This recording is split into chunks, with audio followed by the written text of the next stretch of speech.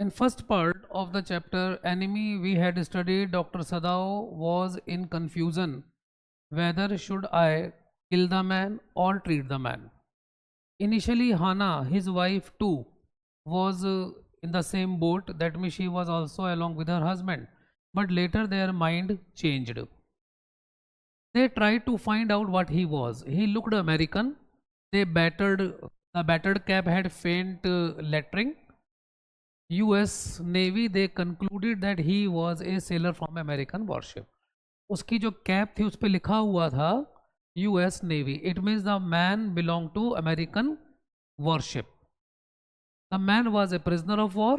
Prisoner of war आपको मालूम है at the time of battle, जब भी दो देशों में लड़ाई होती है, sometimes the soldiers of other country are captured by the other country. That means अगर दो कंट्रीज के बीच में वॉर है तो कभी कंट्री ए के सोल्जर बी के पास अरेस्ट हो जाते हैं या बी वाली कंट्री के सोल्जर ए अरेस्ट कर लेती है. In the same manner due to that situation the prisoner of war जिसका नाम था Tom, he was arrested by Japanese army but somehow he might have got chance to escape. और हुआ क्या, वो भाग ही नहीं पाया होगा, उसको गोली मार दी. That's why he was injured. Hana asked Sadao if they were able to put him back into the sea. Hana, who was very dedicated wife, she asked her husband कि वाकई क्या इसको हम समुद्र में फेंक दें. Sadao was hesitating. Why was he hesitating? Because he was not a layman. He was a doctor, a dedicated and sincere doctor who respected his profession. If the man had been whole, he could be turned over to the police without difficulty as he was his enemy. क्या मतलब है यहाँ पर whole का, कि अगर ये ठीक होता ना तो विदाउट हेजिटेशन मैं इसको पुलिस के हवाले कर देता. But unfortunately all American were his enemy. वो जानता है जब दो देशों के बीच में वॉर होती है तो सारे जो लोग हैं ऑपोजिट कंट्री के वो हमारे दुश्मन होते हैं. But he was wounded, that's why they should not throw him back. तो अगर ये ठीक होता तो it was my prime responsibility to hand him over to police. लेकिन अब ये क्या है, इंजर्ड है, मैं हूँ doctor. That's why my duty is to take care of him, look after of him. Hana observe that there was only one thing left to do, they must carry him into their house. तो फिर ठीक है sir, इसको घर ले चलते हैं, यही तो कर सकते हैं हम. Sadao was not sure about the reaction of the servants. अब जितने भी सर्वेंट्स डॉक्टर सदाव के घर में हैं, डॉक्टर सदाव को मालूम है कि they might not welcome this move of doctor. All the servants respected Dr. Sadao a lot, but on the name of nation and nationalism, they did not want to compromise.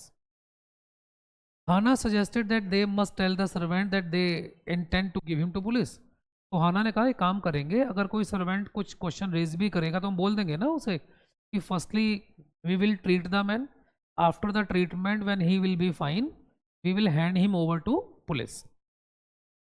She said that they must do so, otherwise all of them would be in danger. तो ऐसा हम करेंगे वरना खतरे में पड़ जाएंगे, क्योंकि keeping an enemy at home is a traitorship. तो finally Hana, I mean husband and wife, lifted the man. He was very light because of hunger, because of miseries. His weight was almost nothing. They carried him up the steps and into the side door of the passage, and they carried him to empty bedroom. It was an irony. Exam में question आ सकता है. What was irony when the prisoner of war was kept in the room of Dr. Sadao's father?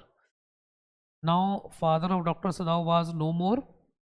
So when the man was kept in his room, it was irony. The man who had never entertained even a smallest foreign object in his room, right now a whole man was in his room who was a foreigner. Since the man was quite dirty, Sadao suggested that he had better be washed. क्योंकि अगर operation करना है किसी patient का तो his body must be cleaned. If she fetched the water, he would wash the man. Hannah could not bear him to touch the man. She offered to tell the maid Yumi. Sadao took the responsibility of informing others.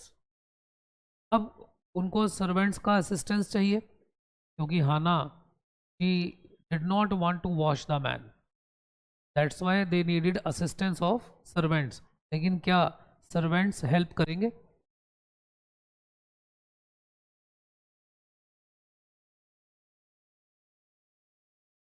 यहाँ आपके सामने एक word आया parallel.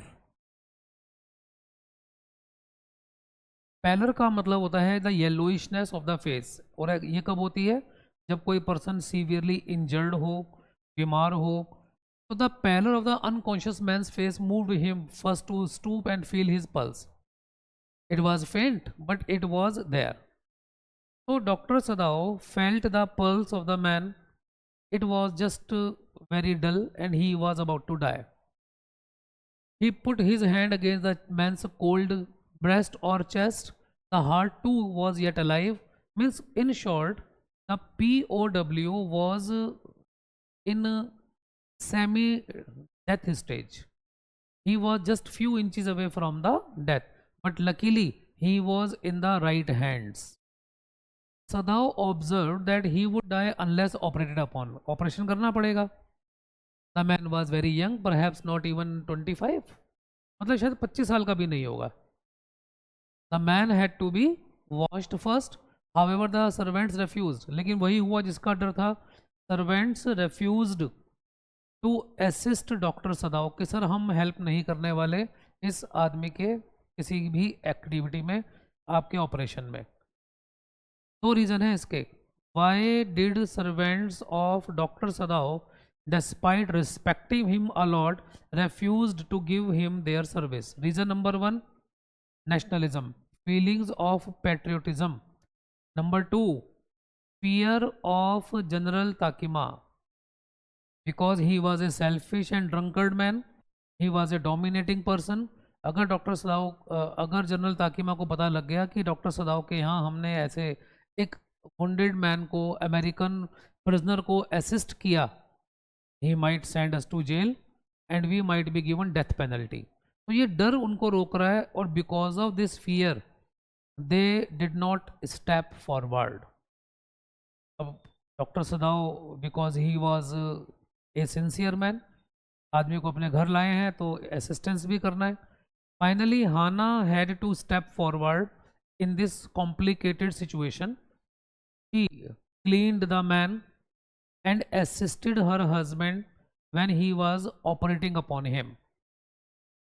When doctor was operating the man, Hannah could not see the situation because she was not a doctor. और आपको तो मालूम है कि जो डॉक्टर के काम होते हैं they are so complicated and so full of blood and so many things that we common people cannot see them, even see them. Hannah puked, vomited a number of times when Dr. Sadao was operating the man, because Hannah was not a doctor. To see the condition of his wife, Dr. Sadao felt very much irritated. ये आपके exam में अगला question भी आ सकता है. Why did Dr. Sadao feel irritated? Because Dr. Sadao loved and respected his wife a lot. उन्होंने क्या देखा? Just because of this man, my family, my wife is suffering. That's why he felt irritated. लेकिन फिर भी उन्होंने अपनी duty से compromise नहीं किया. When he was, please listen this point very attentively, it is very important. Why, question आएगा exam में, why did Dr. Sadao call the enemy my friend? ये आपकी बुक में बहुत इंपॉर्टेंट पॉइंट है, उसको मार्क कर लीजिएगा. When Dr. Sadao was operating the man, why did he call him my friend? Actually, it was nature of Dr. Sadao when he engrossed, when he did his business, his job, his profession. He sank in his profession so much that he started interacting with his patient. He forgot everything. The same happened over here. When he was operating upon the man, he forgot everything. That's why he called him his friend. इसीलिए उन्होंने उसको अपना friend बोला. जबकि internally वो ऐसा कुछ नहीं कह रहे हैं, लेकिन उनका नेचर है कि वो अपने पेशेंट से बात करना शुरू कर देते हैं. That's why he called him my friend. Finally the operation was successful and the man was out of danger, but he was extremely weak. That's why he needed rest. Hannah performed job of a nurse, role of a mother or sister for the patient. She offered him whatever best service she could offer: food, medicine, and taking care. And when they started interacting, the American prisoner of war, क्या नाम है उसका, Tom, he was surprised that Hannah could speak in English. तो उसने कहा, ma'am you can speak in English, because he had heard Japanese people prefer to speak Japanese language. So then Hannah mentioned, I also was in America and during that period I had communicated in English. अब ये भी एक बहुत अच्छा episode है जिसमें आपको exam में एक क्वेश्चन मिल सकता है. सुनिए ध्यान से, थोड़ा सा मैं स्टोरी फ्लैशबैक में ले जाता हूँ. What was the story of doctor Sadao and Hana's marriage? As you know, doctor Sadao was in America for 8 years. During his stay at the house of Professor Harley, Dr. Sadao happened to meet Hannah, who was also getting classes or coaching by the same professor. Because he was a young man, आपको बताया था मैंने in the beginning of the story, at the age of 22, Dr. Sadao had gone to America. That's why when he saw Hannah, he fell in love. Important question. Dr. Sadao had fallen in love with Hannah. Despite that, he did not propose her. Why? अगर doctor Sadao Hana से प्यार करने लगे थे, propose क्यों नहीं किया? Doctor Sadao knew very well, answer सुन लीजिए. Doctor Sadao knew very well, my father is a severe die hard patriotic man. If this girl would be of some other nationality, he will never accept her. That's why before proposing her, he wanted to know about her nationality. When he came to know Hannah too was a Japanese, then he proposed her for marriage and they got married. Father of Dr. Sadao also did not raise any objection because Hannah too was a Japanese girl, belonged to the same country. So in this way their family life started, and that's why Hannah was able to communicate in English. Anyway, let's come to the main point of the story. So Dr. Sadao had operated upon the patient or prisoner of war. Hannah worked as a nurse, but so many burdens had come on her shoulders because the servants had decided to quit the house. They first of all made Dr. Sadao understand कि sir क्या कर रहे हैं आप. You might trap in hot water. Hot water का मतलब होता है in difficult situation. लेकिन doctor Sadao paid no attention over their words. In order to save their skin from general Takima, all the servants quit the house. अब Hana को बच्चे भी देखने हैं, घर की रिस्पॉन्सिबिलिटी भी संभालनी है, पेशेंट को भी केयर करना है, हस्बैंड को भी केयर करना है. तो she performed all the duties very masterly and without any complaint. This shows she respected and loved her husband. So anyway, time kept passing. Now one day, the same day when servants had left the house of Dr. Sadao, same day a messenger came to call Dr. Sadao, and the messenger had come from the side of General Takima. Hannah terrified, like every mother, every wife, every sister, she wanted a safe haven of her house. हर कोई चाहता है कि मेरा घर safe रहे, कोई tension ना हो. और secondly, she was very much confident about the abilities of her husband, who was a famous famous surgeon in Japan, and he was in good books of General Takima. Good books का मतलब क्या हुआ? General Takima too respected and believed Dr. Sadao.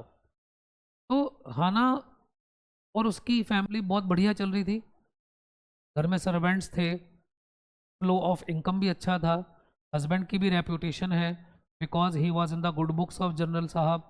तो कुल मिलाकर के सब कुछ बहुत बढ़िया था और अचानक एक स्टॉर्म लाइफ में आया और सब कुछ उल्टा पुल्टा हो गया, एवरीथिंग टर्न इनटू ए टेंट्रम। अब जब से ये मैन आया है कहीं ना कहीं in the corner of Hana there was a tension कि जनरल साहब को अगर पता लगा, पता नहीं वो क्या रिएक्शन देंगे। और जिस दिन सर्वेंट्स ने घर छोड़ा सेम डे मैसेंजर आ गया, तो हाना को लगा the servants might have complaint against us to general, और उसने हमें बुला लिया है या हस्बैंड को बुलाया है for the sake of punishment. वो डर गई, her heart skipped a beat, लेकिन her fear was baseless because general Takima had called doctor Sadao in order to get medical assistance. जैसे आपको मैंने फर्स्ट पार्ट में भी बताया था कि general Takima was a drunkard man, he had some physical or medical issues, that's why whenever he felt any complication he needed only and only one person, Dr. Sadao. So finally Dr. Sadao went to General Takima and gave him the medication whatever he demanded. अब उनको लगा कि आपने एक idiom सुना होगा, strike the iron when it is hot, लोहा गर्म हो उस पर चोट कर दो। मतलब सही मौके और सही जगह पर सही बात करने से उसका इम्पैक्ट अलग होता है। अब जनरल साहब बिल्कुल ठीक है, एक फ्रेंडली वे में बात कर रहे हैं, डॉक्टर सदाव ने मूड देखा, वो समझ गए कि this is the right time to decode to mention about the soldier, and he narrated the whole episode कि सर मेरे घर में एक अमेरिकन सोल्जर है, कैसे वो मुझे मिला, क्यों मैं उसको नहीं मार पाया एंड ऑल दैट।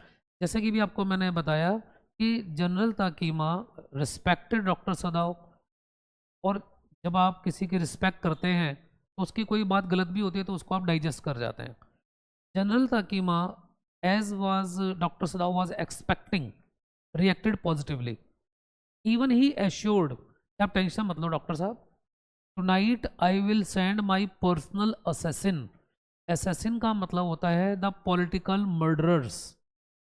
आज रात में अपने पर्सनल असैसिन भेजूंगा, डोर को लॉक मत करना, जिस रूम में वो प्रिजनर है they will kill him, settle the body, that's it, don't worry about that.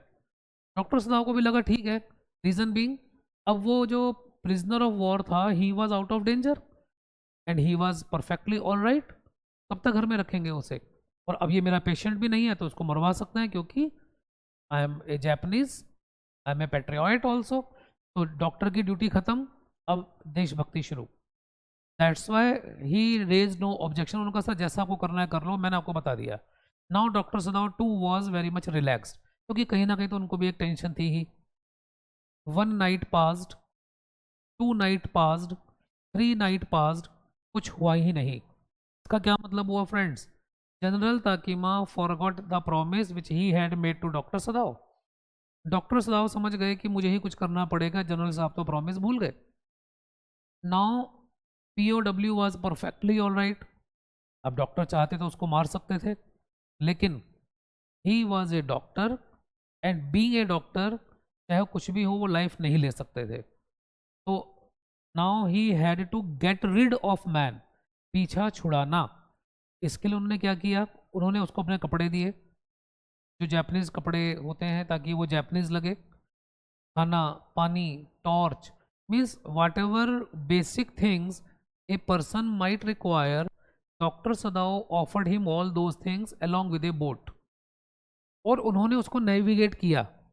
Navigate क्या किया कि तुम्हें कहाँ जाना है और कैसे आगे आपको शिप मिलेगा कोरिया का, it will take you to America.